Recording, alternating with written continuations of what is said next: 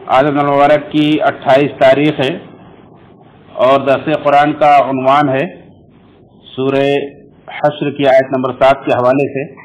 کہ رسول جو تمہیں دیں اسے لے لو، رسول جو دیں اسے لے لو۔ اللہ رب العالمین نے فرمایا کہ جو اللہ تعالیٰ اپنے رسول کو بستی والوں سے فری میں دے دے، مفت میں دے دے، تو وہ اللہ اس کے رسول کے لیے ہے اور قرابت داروں کے لیے ہے اور یتیموں کے لیے ہے اور مساکین کے لیے ہے اور مسافروں کے لیے، تاکہ دولت تم مالداروں کے درمیان ہی نہ رہ جائے، اور رسول جو تمہیں دے اسے لے لو اور جس سے رسول روکے اس سے باز آ جاؤ، اس سے رک جاؤ، اور اللہ کا تقوی اختیار کرو، اللہ سے ڈرو، بے شک اللہ تعالیٰ بہت سخت عذاب والا ہے۔ یہ سورہ حشر کی آیت نمبر 7۔ اس سورت کے اندر اللہ رب العالمین نے یہودیوں کے قبیلے جو مدینہ کے قریب آباد تھے، جنہیں بنو نذیر کہا جاتا تھا، ان کی جلا وطنی کا تذکرہ کیا ہے، اور اللہ کے نبی صلی اللہ علیہ وسلم کے محاصرے کے نتیجے میں انہوں نے اپنے آپ کو سرنڈر کر دیا تھا۔ پھر اللہ کے نبی صلی اللہ علیہ وسلم نے ان سے جو کچھ مال حاصل کیا، چاہے زمین کی شکل میں ہو، چاہے ان کے گھر جائیداد اور زیورات یا ہتھیار کی شکل میں ہو، اسے مال فے کہا جاتا ہے، کیونکہ اس میں صحابہ کرام نے لڑائی نہیں کی تھی۔ صحابہ کرام اللہ کی راہ میں جنگ کرتے تھے، جہاد کرتے تھے، تو لڑنے کے بعد جو کچھ مال غنیمت حاصل ہوتا تھا، دشمن سے جو کچھ مال پاتے تھے اسے غنیمت کہا جاتا تھا، وہ انہیں فوجیوں کے اندر بانٹ دیا جاتا تھا۔ پانچواں حصہ نکال کر اللہ کے رسول صلی اللہ علیہ وسلم دے دیا جاتا تھا۔ آپ جہاں چاہتے اپنی ضرورت کے لیے یا اپنے مرضی مطابق جہاں چاہتے خرچ کرتے تھے، اور اس کے بعد باقی حصہ 4/5 یہ فوجیوں کے اندر تقسیم کر دیا جاتا تھا۔ لیکن کبھی ایسا ہو کہ لڑائی کی نوبت نہ پیش آئے، بغیر لڑائی کے ہی دشمن شکست مان لے، تو اس سے جو کچھ مال حاصل ہوتا ہے اسے مال فے کہا جاتا ہے، یعنی جو فری میں دے دے۔ اللہ نے اس کا یہی تذکرہ کیا ہے، ما افاء اللہ علی رسولہ من اہل القری، جو اللہ تعالیٰ اپنے رسول کو فے کے طور پر دے دے، یعنی فری میں دے دے، مفت میں دے دے، جس پر صحابہ کرام نے اپنے گھوڑے اپنے اونٹ نہ دوڑائے ہو، لڑائی نہ کی ہو۔ تو اس کا کیا حکم ہے؟ اس کا حکم اللہ نے یہ نازل فرمایا کہ وہ اللہ اس کے رسول کے لیے، اللہ کے رسول صلی اللہ علیہ وسلم جہاں چاہیں گے اپنی مرضی سے اس کو خرچ کریں گے۔ تو اللہ کے رسول صلی اللہ علیہ وسلم کو پھر اللہ نے یہ بھی آگے حکم دیا کہ ولی ذی القربیٰ، یہ قرابت داروں کے لیے ہے، یتیموں کے لیے ہے، مسکینوں کے لیے، مسافروں کے لیے۔ تو اللہ کے رسول صلی اللہ علیہ وسلم اس میں سے اپنے گھر والوں کا سال بھر کا خرچہ نکال لیتے تھے، اور یتیموں، مسکینوں، قرابت داروں کو جس کو اپنی ضرورت کے مطابق سمجھتے تھے، مناسب سمجھتے تھے، دیتے تھے، اور باقی اللہ کے راستے میں جہاد کے لیے خرچ کر دیتے تھے، اس کے سامان کی تیاری میں لگا دیتے تھے۔ یہ طریقہ تھا۔ یہاں جو آخری ٹکڑا ہے، وما آتاکم الرسول فخذوہ وما نہاکم عنہ فانتہوا، اور رسول جو تمہیں دے اسے لے لو، جس سے روکے اس سے رک جاؤ۔ یہی آج درس کا موضوع ہے کہ رسول صلی اللہ علیہ وسلم تمہیں جو دے اسے لے لو، جس سے منع کرے اس سے رک جاؤ۔ اس کا کیا مطلب ہے؟ جو لوگ اللہ کے وسلم کی احادیث کو نہیں مانتے، وہ اس کی تعویل کرتے کہتے ہیں دیکھو یہاں تو مال فے کے بارے میں اللہ نے کہا ہے کہ مال فے کو اللہ کے رسول صلی اللہ علیہ وسلم کو اختیار ہے کہ جہاں جس کو چاہیں دے، جس کو چاہے نہ دے، تو جس کو دے وہ لے لے، جس کو نہ دے وہ باز آ جائے، اس کو چھوڑ دے۔ لیکن یہ ایسے لوگوں کا قول ہے جو حدیث کا انکار کرتے ہیں، ورنہ صحابہ کرام سے لے کر کے آج تک جو علماء اہل سنت ہیں وہ متفقہ طور پر سب یہی سمجھتے ہیں، اور یہی صحیح ہے کہ یہاں اللہ رب العالمین نے ایک اصول دیا ہے کہ چاہے دین کا معاملہ ہو، دنیا کا معاملہ ہو، یا کسی دین کے بنیادی معاملے کے تعلق سے کوئی حکم ہو، یا فروعی مسئلے کے تعلق سے کوئی حکم ہو، جزیات کے تعلق سے کوئی حکم ہو، جس معاملے میں بھی اللہ کے رسول صلی اللہ علیہ وسلم آپ کو جو بھی حکم دیں، جو بھی مال دیں، جو کچھ بھی دیں، آپ اسے لے لو، اور جس سے منع کریں اس سے رک جاؤ۔ صحابہ کرام نے بھی یہی سمجھا ہے، اور دیگر محدثین نے بھی یہی سمجھا ہے، جیسا کہ عبد الرحمن ناصر السعدی رحمہ اللہ اپنی تفسیر سعدی کے اندر لکھتے ہیں، کہتے ہیں کہ اللہ رب العالمین کے احکام میں، چاہے مال فے کا واقعہ ہو یا کوئی بھی قرآن و سنت کا کوئی بھی معاملہ ہو، کوئی بھی حکم ہو، اللہ رب العالمین کے احکام میں اور شریعت کی اتباع میں इतनी मसलहतें होती हैं कि हम उनका शुमार नहीं कर सकते। तो सारी मसलहतों को कभी कभी हम पता भी नहीं लगा पाते कि इस हुक्म के अंदर क्या मसलहत। जैसे अल्लाह रब्बुल आलमीन का हुक्म समझ करके मुसलमान रोजा रखते चले आए और जितनी फजिलतें उसकी है, जितनी दुनियावी अखरवी फायदे हैं, सब हासिल करते रहे। अब नई नई तहकीकात निकलती हैं कि रोजे के ये भी फायदे हैं, वो भी फायदे हैं, जो पहले लोग नहीं जानते थे, लेकिन हासिल होती थी। ना जानने से इसका मतलब ये नहीं कि नहीं जानते तो हासिल भी नहीं होती थी। रोजा रखने से उन्हें वो फजीलतें, वो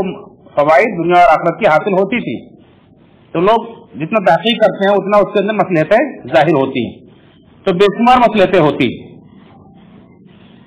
तो सारी मसलहतों को समझने की, जानने की जरूरत भी नहीं है। अल्लाह रब्बुल आलमीन ने एक यहाँ कायदे कुल्लिया दे दिया है, एक आम उसूल मुकर्रर कर दिया है कि रसूल जो भी तुम्हें हुक्म दे उसको तुम मानो, उसकी पैरवी करो, इसी में तुम्हारे लिए भलाई है दुनिया और आखिरत में। तो ये कहते हैं, इससे मालूम हुआ इस आयत करीमा से कि अल्लाह के रसूल सल्लल्लाहु अलैहि वसल्लम का हुक्म मानना ये फर्ज है। और अल्लाह के रसूल सल्लल्लाहु अलैहि वसल्लम की तरफ से कोई बात अगर आप तक पहुंच जाए सही सनद के साथ, तो वो गोया कि अल्लाह ही का हुक्म है।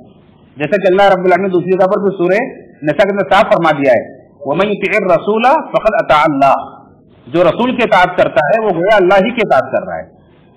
क्योंकि रसूल सल्लल्लाहु अलैहि वसल्लम अपने बारे अपनी तरफ से कुछ भी नहीं कहते हैं। तो रसूल का हुक्म भी अल्लाह ही के हुक्म की तरह है, और उससे इनकार करने की, उसको छोड़ने की किसी के लिए कोई उज्र नहीं कि अल्लाह के रसूल सल्लल्लाहु अलैहि वसल्लम को किसी उज्र की बिना पर कोई आदमी कोई बात छोड़ दे, ये बिल्कुल जायज और दुरुस्त नहीं है। और ना ही अल्लाह के रसूल सल्लल्लाहु अलैहि वसल्लम की बात आ जाने के बाद अपनी राय को मुकद्दम करने या किसी और की राय को मुकद्दम करने की कोई गुंजाइश है, कोई इजाजत। ये तफसीर सादी के अंदर उन्होंने बड़ी बेहतरीन तफसीर की है, लिखा है। ये तो मुख्तसर मैंने हज़रात के सामने खुलासा पेश किया, आप चाहे तो वहां पढ़ सकते हैं।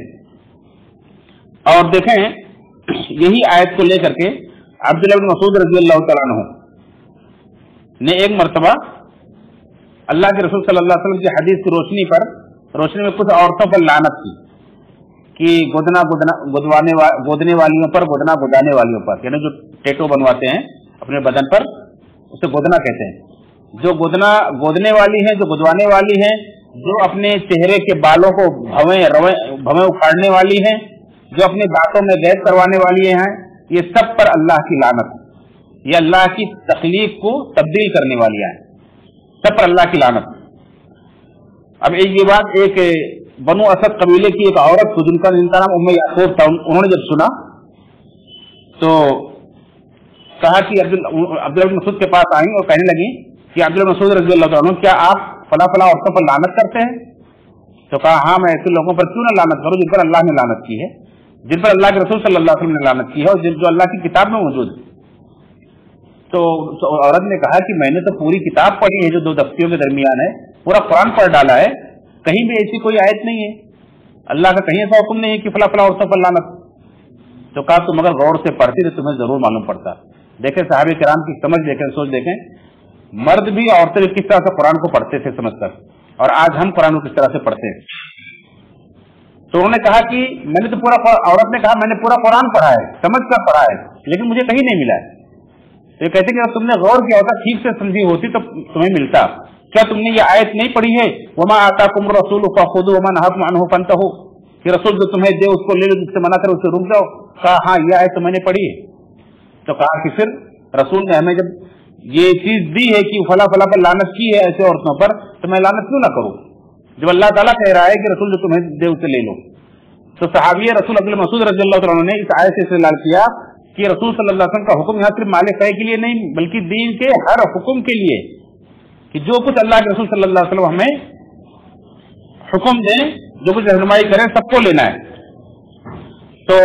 इन्होंने समझाया और उम्मे याकूब ने समझ भी लिया कि हाँ आप सही कह रहे हैं। उसके बाद समझ करके चली गई, और सहाबा इकराम में इसके ताल्लुक से कोई इख्तिलाफ कभी नहीं पाया गया कि नहीं रसूल सल्लल्लाहु अलैहि वसल्लम की हदीस की जरूरत नहीं है। ये तो बाद में लोगों ने फितना खड़ा किया है जो गुमराह हुए हैं। इसी तरह से और भी बुखारी मुस्लिम की रवायत है, और मुस्नद अहमद के अंदर दीगर हदीस किताबों के अंदर भी मौजूद है। इसी तरह से बुखारी मुस्लिम ही के अंदर